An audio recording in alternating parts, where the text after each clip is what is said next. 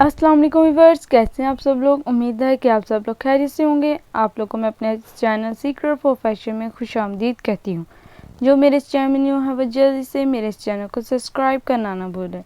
जी मेरे प्यारे व्यूअर्स, आज मैं इस वीडियो में लेकर आई हूँ जो गर्ल्स हिजाब करती हैं उनके लिए स्पेशल ये वीडियो लेकर आई हूँ। जैसे कि आपको पता है गर्ल्स जो होती हैं कुछ हिजाब करती हैं, उनके लिए बहुत ही प्यार, जैसे कि हिजाब के साथ कैसा ड्रेस अच्छा लगता है तो वो लेकर आई। बहुत ही कैजुअल स्टाइल में है कि आप घर में खुद स्टिच कर सकती हैं और देखें और आपको बहुत पसंद आएंगे। चलें अपनी वीडियो स्टार्ट करते हैं। Let's start the video.